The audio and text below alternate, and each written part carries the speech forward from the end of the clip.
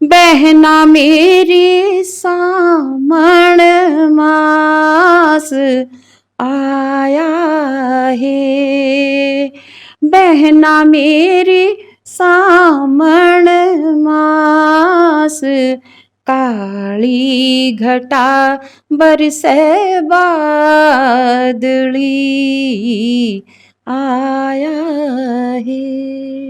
आप जैसे जो तमाम लोग इस संस्कृति को लेकर के काम कर रहे हैं, उसे किस नजरिए से देखती हैं? सरकार का प्रयास कैसा लगता है? अब इस बारे में तो मैं थोड़ा नेगेटिव बोलूंगी। बहुत से कलाकार और बहुत से मतलब माने हुए ऐसे हैं कि वो पर्दे के पीछे रह जाते हैं क्योंकि उनको सरकार का सपोर्ट नहीं मिलता है। और सरकार सपोर्ट सिर्फ उनको करती है जो लाइमलाइट में आ जाते हैं। हो मैं ता भाभी को डसे सा करनी तुहाडी लाले को डसे सा, आओ जी आओ ज्ञानी ध्यानी को सडाओ, छेती छेती साडा फैसला कराओ, एते डसाओ मेडे कौन हो। मैं आप दर्शकों को बताना चाह रही हूँ, ये दाई दादियां के दामन होया करते, नई वैली के तो होया करते जी साटन के, और यही पहन के जाती थी। और डबल भी होते थे, एक तरफ से रेड हो गया, एक तरफ से ब्लू हो गया। और ये जो चूंदड़ी है ना, इसको तो ऐसे चीत देती थी। चीतने का मतलब ऐसे कढ़ाई समझ लो, बेलवे का जाल डाल दिया और डाल दिया। और मैं पूछती थी जब मेरी नई नई शादी हुई, शादी तो नहीं होती है वैसे तो।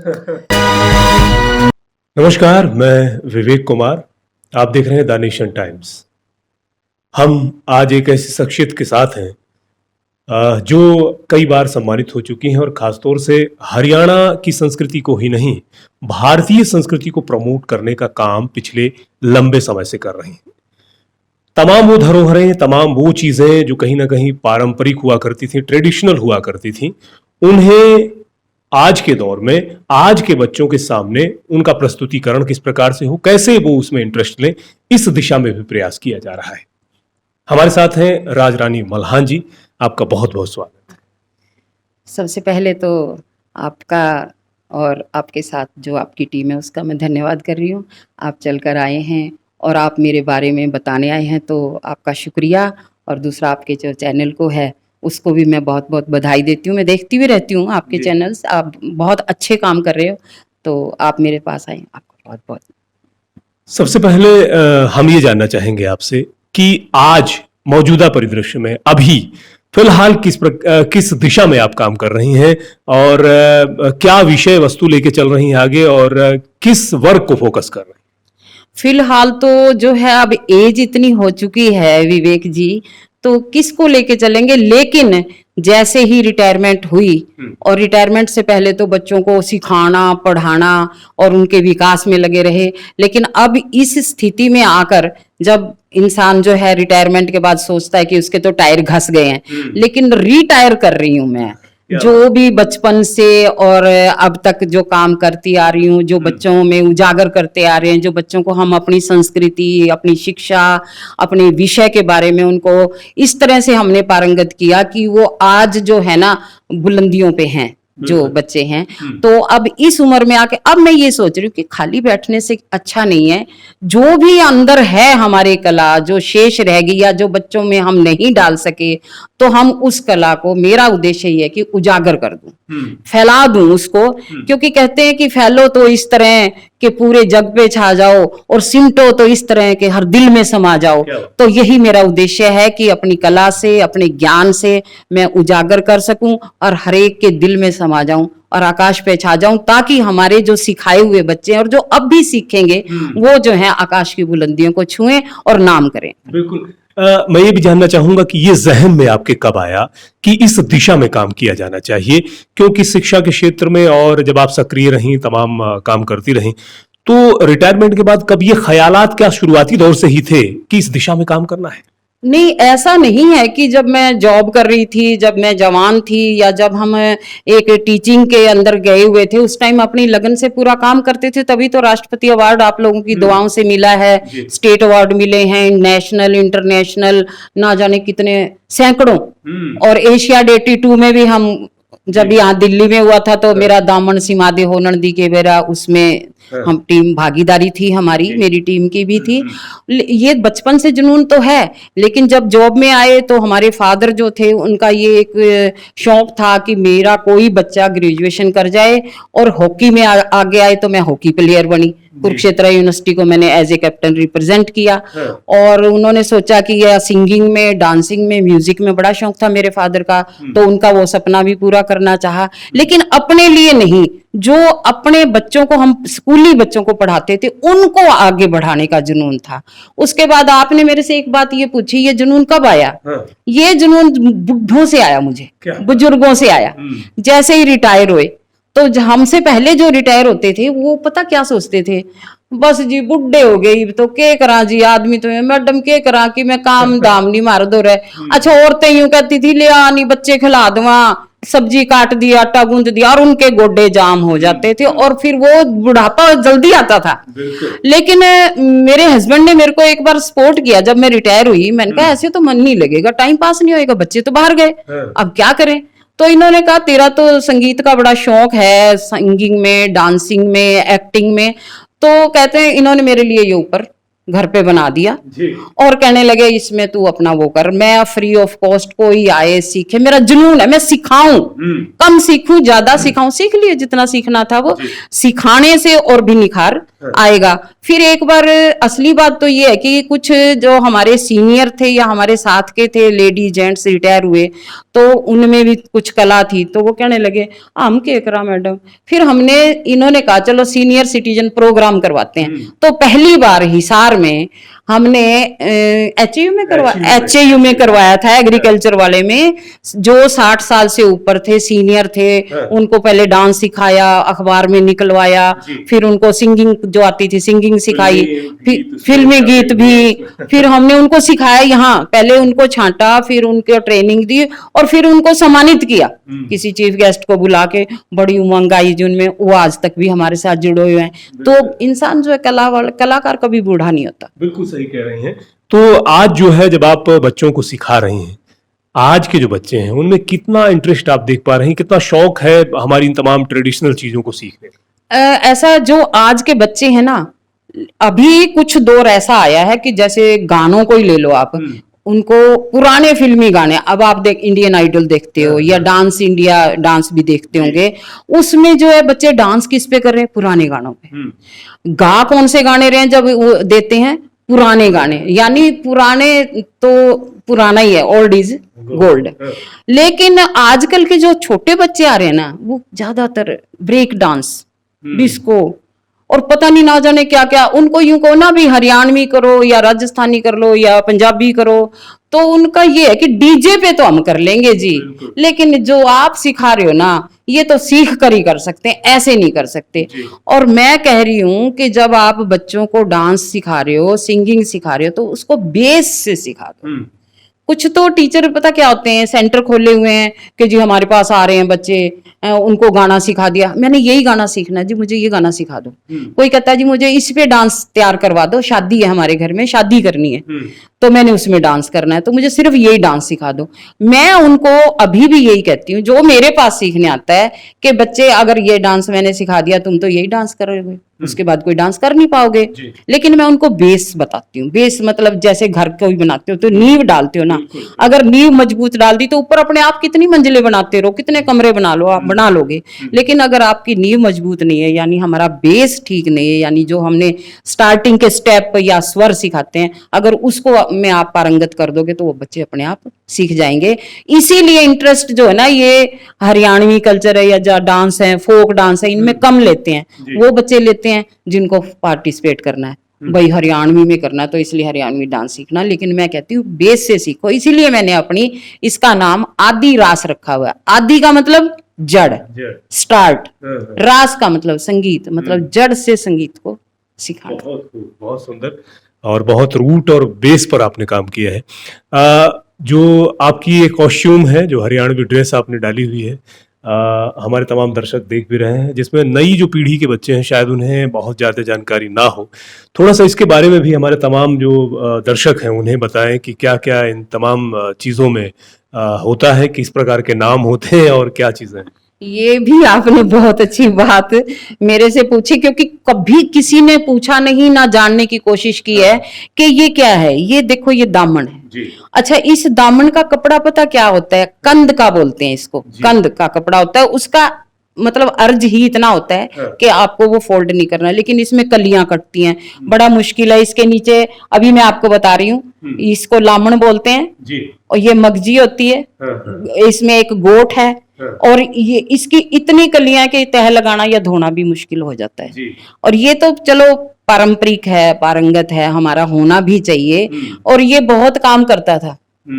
पता है आपको ये दामन? मैं आप दर्शकों को बताना चाह रही हूँ, ये दाई दादियां के दामन होया करते, नई व्याली के तो होया करते जी साटन के, और यही पहन के जाती थी। और डबल भी होते थे, एक तरफ से रेड हो गया, एक तरफ से ब्लू हो गया।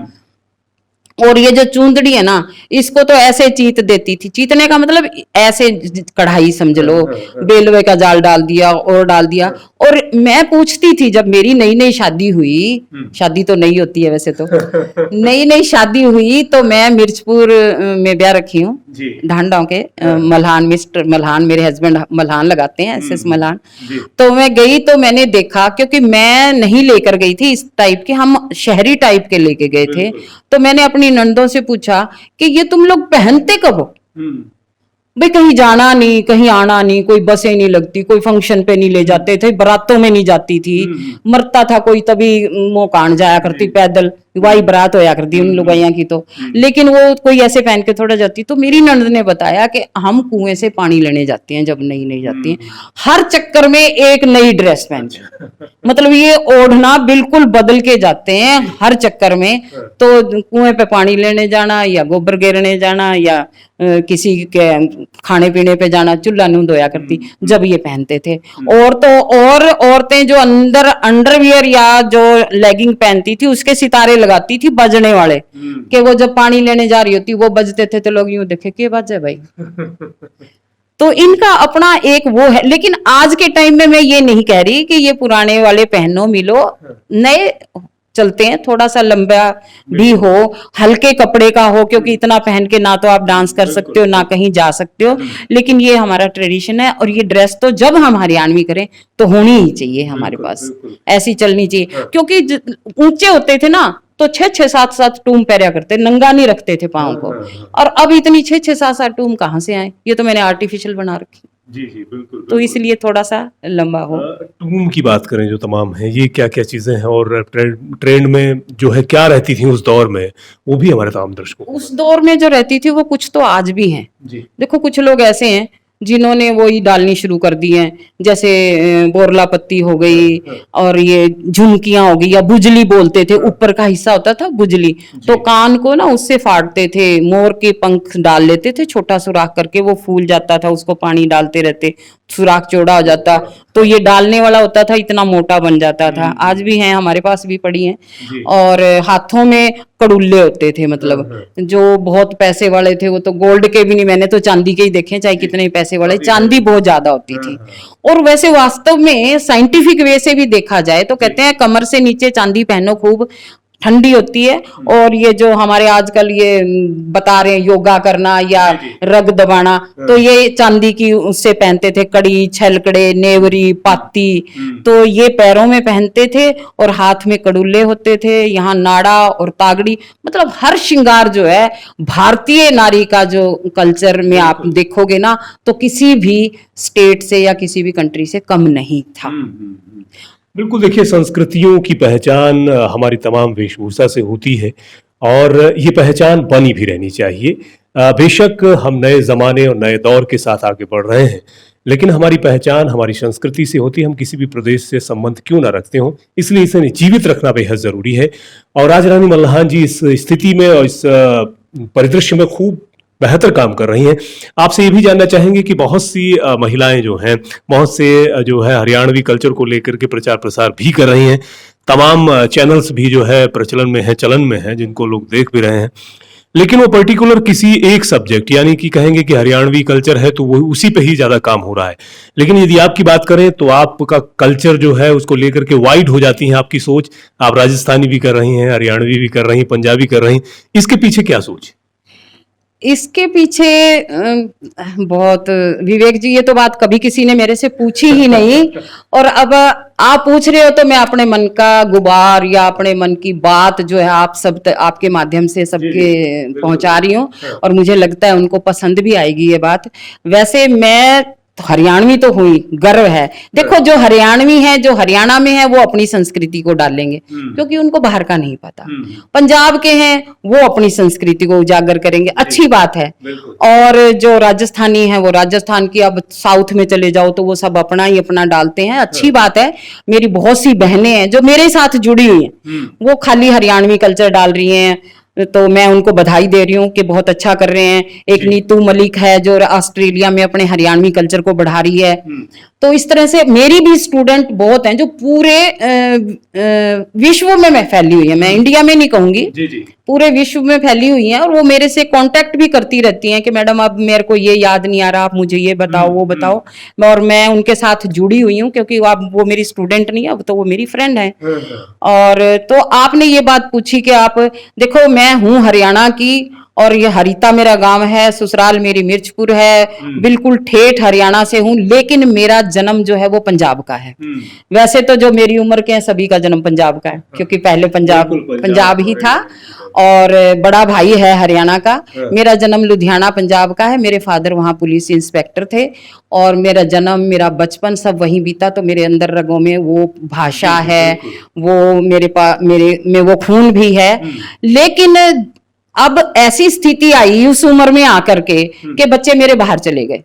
2 बच्चे हैं, दोनों बाहर हैं, कनाडा चले गए वो, और हम भी जाते हैं और ज्यादा टाइम वहां बिताते भी हैं। तो वहां भी मैं अब कैसे रहूं कि मैं कैसे, क्यों नहीं बताऊं मैं कहां से हूं, और मेरे अंदर जो जुनून है, मैं चाहती हूं मैं तो वहां की अंग्रेजनों को भी सिखा दूं, और सिखाने की कोशिश भी करती हूँ। कोई मिल जाए पकड़ के, आजा भाई तू भी आजा। आप मेरे वीडियो में देखोगे मैंने कईयों को सिखा भी रखा है। मेरा उद्देश्य ये है कि आप अगर अपनी संस्कृति को, हरियाणा के हो तो हरियाणा की, पंजाब के हो तो पंजाब की, बाहर जाके दूसरे देशों में फैलाओगे तो खाली हरियाणा की संस्कृति बताकर नहीं फैला सकते, क्योंकि सबसे पहले हम भारतीय हैं। भारत हमारा देश है। हम बाहर जा रहे हैं तो आपसे कोई पूछे कहाँ से हो या हु इज योर कंट्री, तो आप क्या कहोगे? हरियाणा। कोई नहीं जानेगा आपको। आप सबसे पहले कहोगे मैं इंडियन हूं, मैं इंडिया से हूं, तो लोग आपको पहचानेंगे। उसके बाद आप उनसे कॉन्ट्रैक्ट करो। अगर आपको सारी स्टेट्स का या पूरे इंडिया का कल्चर का थोड़ा सा ज्ञान है तो आप अपनी संस्कृति को उनके आगे धीरे धीरे धीरे धीरे उजागर करोगे, आप अपने हरियाणा का नाम कराओगे।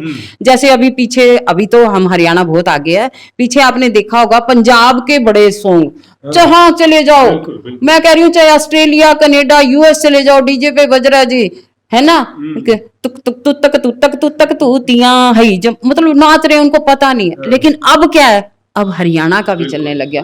और हट जाता हूँ पाछे ने तो रिकॉर्ड ही तोड़ दिया, पता नहीं जहां भी जाते थे हट जाता। उनको पता नहीं था ये क्या है, लेकिन अच्छा है इन्होंने थोड़ा सा अपने पौराणिक संगीत को नए में ढाल के उजागर कर दिया।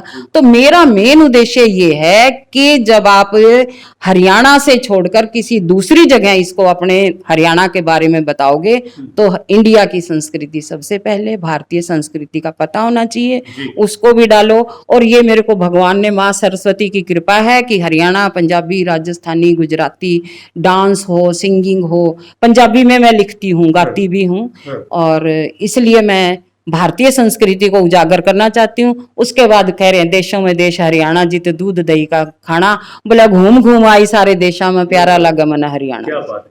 देखिए, गाने का जिक्र भी हुआ है, आपने कहा कि गाती भी हैं, तो क्यों ना हमारे तमाम जो हमारे दर्शक देख रहे हैं उन्हें कुछ लाइनें आप गुनगुना करके गा के अगर सुनाएं तो बहुत अच्छा लगेगा। देखो हरियाणवी तो सुनी है सबने, है ना, मेरा दामन सीमा दे हो ननदी के बीरा, ये तो पॉपुलर ही है। लेकिन अब आया है सावन, तो मैंने अभी लिखा है गीत, तो उसको मैंने अभी रिकॉर्ड नहीं किया या उसको म्यूजिक में नहीं ढाला, लेकिन मैंने अभी 2 दिन पहले जो पंक्तियां लिखी हैं इसकी, वो मैं आपको सुना सकती हूँ। आया है बहना मेरी सामण मास, आया है बहना मेरी सामण मास, काली घटा बरसे बादली, आया है। इसको मैंने लिखा है, बहुत अच्छा है। कभी फिर आपके चैनल के माध्यम से इसको हम वो करेंगे। और फिर मेरे को किसी ने ये कहा कि मैडम आप हरियाणवी गाते हो, आप कह रहे हो मैं पंजाब में रहूं। मैंने कहा पंजाब क्या, मैं तो ये जो पंजाब पाकिस्तान से आए हुए हैं जो पंजाबी हैं, मैं इनके भी वो गा सकती। एक गाना है आपने सुना होगा, जहां मैं जाती हूँ वहीं चले आते हो, चोरी चोरी मेरे दिल में समाते हो, ये तो बताओ कि तुम मेरे कौन हो। तो वो कहने लगी आप पंजाबी में सुना दो। मैंने कहा पंजाबी भी कोई मुश्किल नहीं है। जिथाई मैं वेनिया उथाई ढुके आंदे हो, चोरी चोरी मेरे हाँ विच ढांदे हो, एते डसाओ मेकू मेरे कौन हो। हो मैं ता भाभी को डसे सा, करनी तुहाडी लाले को डसे सा, आओ जी आओ ज्ञानी ध्यानी को सडाओ, छेती छेती साडा फैसला कराओ, एते डसाओ मेकू मेरे कौन हो। बहुत सुंदर, बहुत खूब। गुनगुनाना, गाना बजाना और खास तौर से हरियाणवी और तमाम दूसरी कल्चर, तमाम संस्कृतियों को प्रचारित प्रसारित करने का काम आप कर रही हैं। और आपसे बातचीत करते हुए बहुत आनंद आ रहा है, बहुत अच्छा लग रहा है। अब अच्छा हम जो है इस तरफ चलते हैं कि आपके पास कुछ ऐसी चीजें हैं जो आप बना रही हैं, और ये जो है हमारे नए बच्चों को, नई जो पीढ़ी है उन्हें भी जानकारी इसकी हो। तो एक एक करके हमारे तमाम दर्शकों को भी बताएं कि ये क्या चीजें हैं और कैसे आपने इनको शुरू किया। मेरा इनके पीछे भी एक बहुत बड़ा राज है। पहले मैं जब कॉलेज में पढ़ती थी तो मैं हॉकी प्लेयर थी जी। हॉकी खेलती थी, तो मेरी फर्स्ट ईयर में एंगेजमेंट हो गई। मेरी मदर कहने लगी कि तू कुछ और तो करती नहीं है। या मंगलवार को हम कीर्तन करते थे, ढोलक बजाती, हारमोनियम भी बजाती थी, उस दिन हॉकी छोड़ देते थे।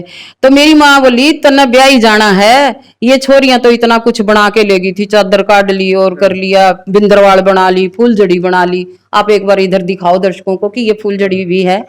तो मेरी मदर कहती थी तू कुछ नहीं करती, एक हाकी का डांडा, मतलब डांडा बोलती थी मेरी मदर, एक हाकी का डांडा रखा है और एक ढोलक गले में टांग ले है, बोली यही ले जाएगी कि दोनों चीज, कि मैं बना के भी ले जाएगी कि नहीं। मैं कहती मुझे कोई शौक नहीं था, शादी का नहीं पता होता उस टाइम में। देखो छोटी उम्र की बात है, यूं तो है नहीं भी बहुत बड़े हो गए थे, क्योंकि शौक सिर्फ गेम का और नाचने गाने का। तो मेरी माँ कहती थी डूमनी है तू तो। मैंने कहा कोई बात नहीं। तो मैंने फिर क्या किया, हमारे पड़ोस में एक बुढ़िया थी, तो मेरे जब छुट्टियां होती थी मेरा बड़ा शौक था नई नई चीजें सीखने का। मैंने उनसे दरी बनाना सीखा, मैंने उनसे निवार बनाना सीखा, और नाले बनाते थे ऐसे पुराने टाइप के, अभी भी हैं, वो सीखे और मैंने बनाए सब कुछ, टिकोजी बनाई। तो उसके बाद कई चीजें सीखी जैसे, लेकिन वो छोड़ दी। और अभी कुछ टाइम पहले जैसे रिटायर हुए, आप कह रहे हो कि आपको कहाँ से जुनून हुआ, तो मेरी बहू की बहन विदेश से आई, यूएस से, और वो मैं ये बना रही थी, मेरे को यूं लगा कि मैं ये मार्केट से लेके आई हूँ, मैं आपको दिखाती हूँ कि ये मैं मार्केट से लेके आई थी, और वो मैंने धोई तो खराब हो गई। तो मेरे को यूं लगा कैसे बनाऊं, ऐसे पुराने कपड़े लेके पहले तो ये बना के इसमें वो डाला। तो मैं ये बना रही थी, और वो मेरी जो बहू की बहन आई, बोली मौसी क्या बना रहे हो। मैंने कहा बेटा ये तो मैं ऐसे ही काम चला रही हूँ, ऐसे पुरानी चीजों का। कहती नहीं, ये मैंने एयरपोर्ट पे देखा जब मैं उतरी, तो वहां टंगी हुई थी, लोग खरीद रहे थे, तो मैंने भी पूछ लिया कितने की है। उन्होंने कहा 1500 की एक लड़ी। और वो इससे कहीं अच्छी नहीं थी। मैंने कहा अच्छा। फिर मेरे को ऐसा जुनून हुआ जी, मैं तो रात को जैसे बैठते हैं टीवी देखते हैं, सुई धागा लिया और ये पिरोया, ये वेस्ट मटेरियल से मैंने बना रखी है, और ये मैं अब कनाडा जाऊंगी सबके लिए गिफ्ट लेके जाऊंगी। क्या बात है, बहुत सुंदर। और इसी तरह से बिंदरवाल भी बनाते हैं। इसके अलावा और भी कुछ चीजें हैं सजावट के लिए। ये देखो पुराना कपड़ा पड़ा था, ये बिंदरवाल होती है, ये देखो जी, ये घर के द्वार पर घर के द्वार पे। हाँ। और ये मेरी 20 साल पुरानी है, पुराना कपड़ा था, ये धोती हूँ और टांगती हूँ। ये नई बहू जाती थी ना जब, तो वो लेके जाती थी, क्योंकि बंदर दरवाजे पे टांगते थे और नेग लेते थे। और फूल जड़ी बना के ले जाते थे, उसको देवर टांगता था, वो नेग ले लेते थे। तो इस तरह से ये है।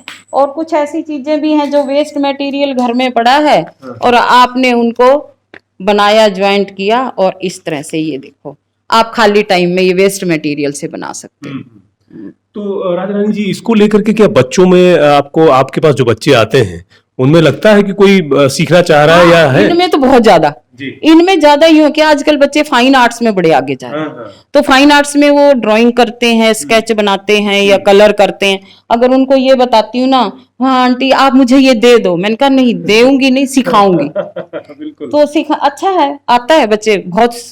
जी, तो अभी आगे क्या योजनाएं लेके चल रही हैं आप? देखिए, विदेश भी जाना होता है, आपके बच्चे वहां रह रहे हैं, वहां की संस्कृति भी आप देखती हैं, भारतीय संस्कृति को ले जाकर के वहां लोगों के बीच में एक पहचान दिलाती हैं। आगे के लिए क्या सोच रही हैं कि इसी प्रकार से अनवरत आगे भी काम करते रहना है, या कुछ विजन लेके आप आगे बढ़ रही हैं? नहीं, जब तक भगवान ने उम्र दी है जी। तो सोचती हूँ कि बीमारियां ना लगें और ऐसे ही चलते रहें। देखो जब तक आप चलते रहोगे तो जमाना भी चलता रहेगा। बिल्कुल। जिस दिन आप बैठ गए जमाना भी खत्म हो गया। लेकिन अभी मैंने ये सोच रखा है, मैंने बहुत सारा मटेरियल इकट्ठा किया है, सिंगिंग का किया है, डांसिंग का किया है। जैसे ही लॉकडाउन खुल जाता, हम तो लॉकडाउन के कारण रुके हैं, जैसे ही लॉकडाउन खुल जाता है जाएंगे, वहां जाते ही शुरू कर दूंगी, पकड़ूंगी इधर से उधर से। क्योंकि बच्चे मेरे बहुत सपोर्टर हैं, बेटी भी बेटा भी, कि मम्मी आप करते रहो कुछ कुछ। क्योंकि उनको भी लगता है हम इतने दूर बैठे हैं, बीमार ना हो जाए या भाई कहीं स्वास्थ्य खराब ना हो, चिंता तो रहती है देखो उनको भी। ऐसी बात नहीं है, कहते हैं ना कि बच्चे कोई नहीं आजकल ध्यान परवाह करता, नहीं, लेकिन बच्चे बहुत करते हैं। और बच्चे भगवान की दया से इतने अच्छे हैं। क्योंकि जब मैं पढ़ाती थी तो क्या होता था, मैंने देखती थी टीचर छुट्टी ले लेते हैं स्कूल से एग्जाम डेज में। क्यों छुट्टी ले रहे हो? कि बच्चों के पेपर है। तो तुमने क्या करना है? पढ़ाना है उनको, पढ़ते नहीं है, वो पीछे रह जाएंगे। तो मैं ये मेरे को कहती थी टीचर, आप छुट्टी नहीं लेते राज मैडम आपके बच्चों का? मैंने कहा देखो मेरे 2 बच्चे हैं, उनके पास टाइम है, हमारे पास टाइम है पढ़ाने का। लेकिन जो ये बच्चे हैं स्कूल वाले, इनको भी इन्हीं दिनों में जरूरत है टीचर की, इवेल्युएशन करना, उनके टेस्ट लेना। इन्हीं दिनों में हम छुट्टी लेके बैठ जाएं। और ये जब मैं 55 बच्चे मेरे सब्जेक्ट के हैं, मैं उन 55 बच्चों को छोड़ के 2 बच्चों के लिए छुट्टी ले लूं, तो उन 2 को तो भगवान अपने आप देख लेगा, कुछ तो करेगा ही। इतने 55 बच्चों का आप भला कर रहे हो। तो इसलिए मैं छुट्टियां कम लेती थी। लेकिन मेरे को ये था कि जिन बच्चों की जिम्मेवारी है ना, उन पे ज्यादा थे। बिल्कुल सही बात है। और अभी बातचीत के दौरान आपने हॉकी का जिक्र किया था, आप खुद एक बहुत अच्छी प्लेयर रही हैं, और अभी ओलंपिक में जो है भारतीय जो हमारी टीम है उन्होंने बड़ा अच्छा प्रदर्शन किया है। क्या कुछ कहना चाहेंगी? क्या वो दिन जब आप देख रही होंगी याद आए? मैं तो जब मैच देख रही थी तब भी मैं मेरे हस्बैंड को कहे जा रही थी, मैंने कहा अरे बेचारी, पर मैं जब वो मैच देखा जो उनका ब्रॉन्ज मेडल वाला, तो मैं ये कह रही थी, मैंने कहा वो पहले गोल्ड मेडलिस्ट हैं, देखो गोल्ड मेडलिस्ट, और ये फर्स्ट टाइम ब्रॉन्ज में आ रही थी। वास्तव में उनकी टीम थी, अच्छी थी, लेकिन भारतीय टीम ने भी बहुत अच्छा प्रदर्शन किया। और ऐसा नहीं है कि 24 घंटे आपको लगा रहना पड़ता है। आपको जिस चीज का वो है जुनून होता है ना, यानी जो आपके, जैसे वो अभी आपने देखा गोल्ड मेडल आया नीरज का, तो उस लड़के की एक्सरसाइज और वो जो है देखो 24 घंटे, उसका सिर्फ यही उद्देश्य था। अब कोई आईएएस की तैयारी करता है, अगर वो उसको टारगेट मछली की आंख बना के करना पड़ता है। टीम ने बहुत अच्छा प्रदर्शन किया, और मैं आगे भी इनको अपनी शुभकामनाएं देती हूँ कि अगले बार जब जाओ तो गोल्ड मेडल इंडिया का आना चाहिए, इतनी मेहनत करनी चाहिए। राजा रानी जी, आप जो है राष्ट्रपति जी ने सम्मानित किया, राज्य पुरस्कार से भी आप सम्मानित हुई हैं, और ये सम्मानित होने का सिलसिला है लगातार जारी है, क्योंकि आप काम ही कुछ ऐसा कर रही हैं, लगातार सक्रिय आप हैं। और हम ये कहेंगे कि भाई स्वास्थ्य बहुत बेहतर रहे और आप इसी तरह से अनवरत आगे भी काम करती रहें। तो जो सरकार की भूमिका रही है हमारी संस्कृति को प्रमोट करने की, और आप जैसे जो तमाम लोग इस संस्कृति को लेकर के काम कर रहे हैं, उसे किस नजरिए से देखती हैं? सरकार का प्रयास कैसा लगता है? अब इस बारे में तो मैं थोड़ा नेगेटिव बोलूंगी, हाँ। बहुत से कलाकार और बहुत से मतलब माने हुए ऐसे हैं कि वो पर्दे के पीछे रह जाते हैं क्योंकि उनको सरकार का सपोर्ट नहीं मिलता है। और सरकार सपोर्ट सिर्फ उनको करती है जो लाइमलाइट में आ जाते हैं। क्योंकि जब मैं रिटायर हुई तो मैंने किसी एनजीओ से पूछा कि भाई मैं भी इस फील्ड में आगे आना चाहती हूँ, और मुझे ये था कि जो एनजीओज होते हैं उनको गवर्नमेंट जो है ना वो देती है, ग्रांट देती है, और वो उस ग्रांट को लेकर आगे बढ़ते हैं और कर सकते हैं बहुत कुछ। मेरे मतलब ये गलत फहमी थी, लेकिन उसने मुझे ये बताया, जिस एनजीओ से मैंने पूछा, वो कहने लगे आपके बस की बात नहीं है, आप जेब में नहीं डाल सकते हो, आप दूसरों की जेब में डालते हो, मतलब खुद नहीं खर्च करते हो, दूसरों करते हो। तो मैंने कहा लोग कहते हैं भी एनजीओ समाज सेवा करते हैं, ये करते हैं, करते होंगे बहुत से लोग, लेकिन एनजीओ कभी ऐसा नहीं लेते। वो उसने मतलब मुझे क्लियर ये कहा कि हम देते हैं तब हमें ग्रांट मिलती है, आप वो काम कर नहीं सकते इसलिए छोड़ो। मेरा उद्देश्य है सिर्फ जो मेरे पास है वो मैं दे दूं, समाज को दे दूं, डाल दूं, चाहे नाम मिले या ना मिले। नाम तो बहुत है, जब आपको राष्ट्रपति एपीजे अब्दुल कलाम जी से अवार्ड मिल गया बेस्ट इंडिया में बेस्ट टीचर का, उससे ऊपर आपको और क्या चाहिए। मुझे नाम नहीं कमाना, मुझे काम कमाना है। और वो हमारे बस की बात नहीं थी, लेकिन हमारी है एक लोक कल्याण सांस्कृतिक परिषद, हमने कभी किसी से नहीं लिया, किसी गवर्नमेंट से नहीं लिया, खर्च करते हैं ये सोच रखा अपनी पेंशन में से 10% खर्च करो और सम्मानित करो, प्रोग्राम कर दो।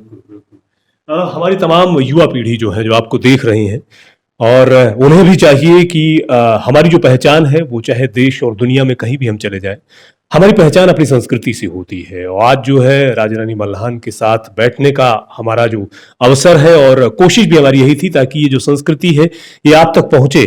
तो उन तमाम युवा बच्चों को और आज की जो पीढ़ी को उन्हें क्या संदेश देना चाहेंगे हमारे? मैं एक तो ये मेरा एक काम और भी था, मैं आपको बताना भूल गई। जैसे लड़कियों को अडॉप्ट किया जी, ऐसे नहीं कि नाम दिया अपना, उनको गरीब बच्चों किसी की भी हैं, उनको पढ़ने में हेल्प करी, उनको बुक्स देने में हेल्प करी, फिर उनकी शादियों में हेल्प करी, फिर उनको कहीं स्टैंड करने में हेल्प करी, काफ़ी ऐसी हैं।